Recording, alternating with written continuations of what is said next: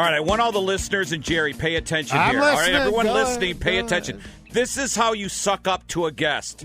Raw's coming to town April 22nd at The Shot, Ticketmaster.com, featuring future heavyweight champion Drew McIntyre. Hey, Drew. Hello, Drew. What's up, lads? Yes. How are you? Good. Intro right there. You don't have to be Nostradamus to predict that, but yeah, I'm the future world heavyweight champion. Hey, for you, WrestleMania's coming up, man. Is this, you've been doing this a while, you've been champion before. Is this your biggest match of your career?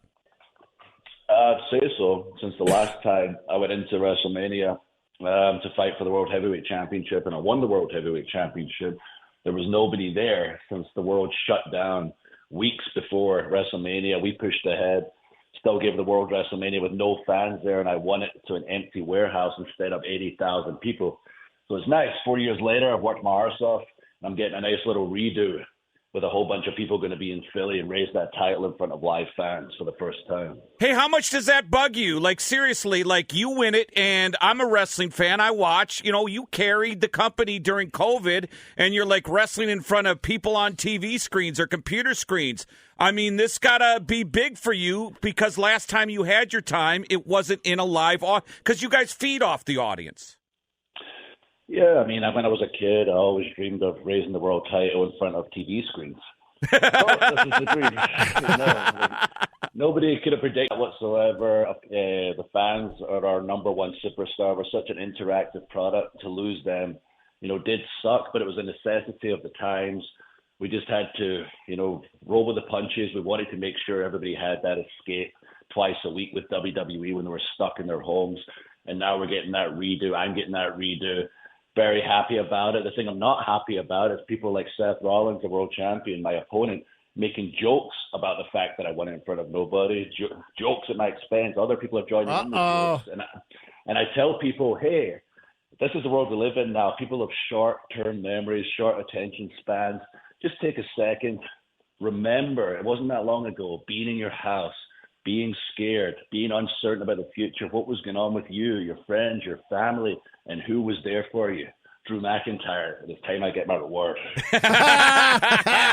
Hey, Drew, let's go back. You're talking to Columbus, Ohio. You're going to be in town on April the 22nd for Monday Night Raw. Do you recall those early days at the Ohio Valley, wrestling down in Cincinnati, or even the Florida days?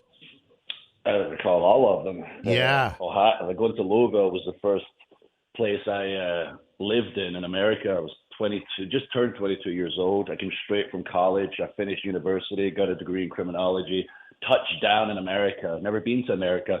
And of all places, touched down in Louisville, Kentucky. And it's very different from Scotland, where I'm from. That was a culture shock. The quick story I've told a few times. Hopefully I've not told it on your station, but I went to a Longhorn Steakhouse just to get something to eat when I landed. I saw the animal heads on the wall, and I said to the server, "Are those real?" Like, yeah, they're real. But why would you look at what you're eating? I don't understand. heard my accent and said, "Where are y'all from?" I was, "I'm from Scotland." It was, "I'm from Scotland." And I was looking at him like, "No, you're not, but you get ancestors from Scotland?" "Yeah, I'm related to Robert Burns." And I said, "Wow, that's such a coincidence." Robert Burns, his cottage is about 5 minutes from where I grew up. We're from the same town in Ayrshire in Scotland. He goes, "Yeah, I'm saving up. I plan to go visit him one day." I'm like, "Oh, that's interesting."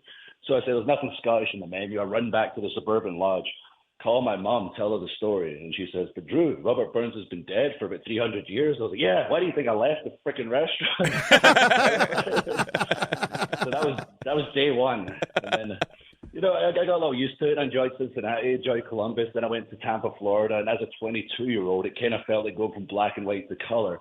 And then when I went back to Ohio, I started enjoying it a little more the older I got. It was very much a culture shock. But I will be coming back to Columbus as world champion, and I plan to have a huge party for everybody. Well, I hope at the Shot, because one thing I enjoy, and I'm not saying this because you're on, because I've told this to my kids when we watch Raw, my boys, I love, and I don't tell us the story behind the CM Punk gravestone merch that you have with the T-shirt. I think it's brilliant.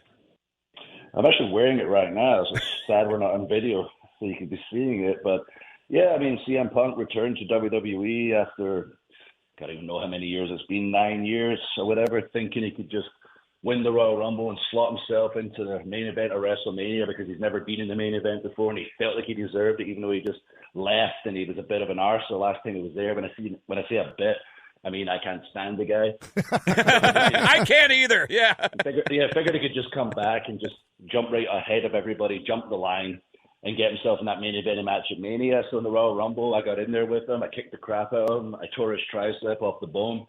And, he didn't get to have that match. So I put a tombstone on a shirt saying CM Punk's WrestleMania main event dreams 2024 to 2024. And myself down beside the grave giving the peace sign. Is it selling? Is it moving? It sold more than his shirts for a couple of weeks. And to give him credit, he's a huge name. He's a huge merchandise seller. And probably our number one, actually. And I took over with that shirt, making fun of him, which is hilarious. Everyone feels the same way I do. That's awesome. That's awesome. Hey, tell us about what's like when you do a Raw. How far in advance do you know? Like, so this weekend's coming up, and then you have another Monday Raw. How far advance do they plan? Do you have any idea, like who you're wrestling, what's going on, or do you kind of find out when you show up to the arena? I'd love to say is that a joke, but you also probably don't know. But no, I have no idea.